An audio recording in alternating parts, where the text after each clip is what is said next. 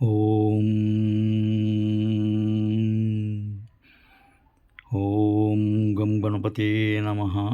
ఓం గురుభ్యో నమః. ఓం ఓం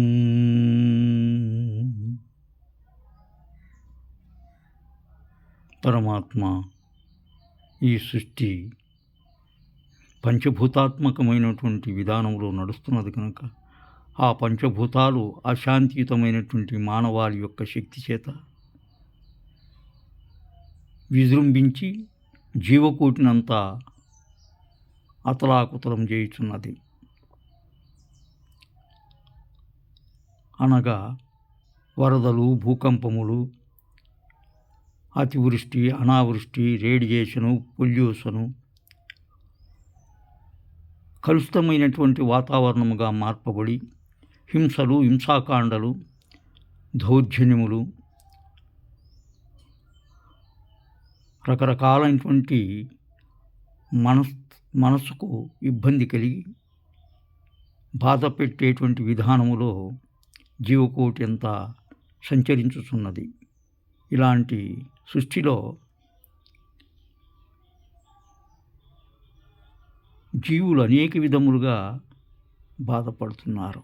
అనగా పంచభూతాలు 5, ఆ 5 భూతాలు కూడా భూమి, ఆకాశము, వాయువు, అగ్ని, జలము, ఇవన్నీ కూడాను విజృంభించి వాటి కర్తవ్య బోధనలో జీవకోటిని బాధ పెడుతున్నాయి. అనేక ప్రాంతాల్లో అగ్ని దహనమైపోయేటువంటి విధానాలు, అదే విధముగా జలములో కొట్టుకొని పోయేటువంటి విధానాలు, వాయువులో స్తంభించి వాటి వల్ల జీవనష్టం జరుగుటకు కారణమవుతున్నది.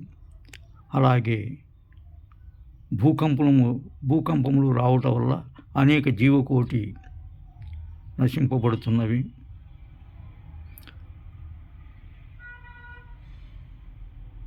ఆకాశము ద్వారా శబ్దము, పిడుగులు, రకరకాలైనటువంటి శక్తుల చేత జీవులను నష్టపరుచున్నవి. ఈ 5 భూతములు సృష్టిని సృష్టించి తిరిగి ఆ సృష్టిని కబలించుతున్నవి. వీటికి శాంతికాండ అవసరమై ఉన్నది.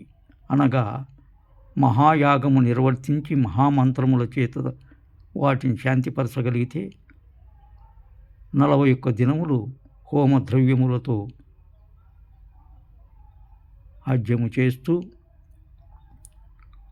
లోక కళ్యాణం జరిపించిన ఎడల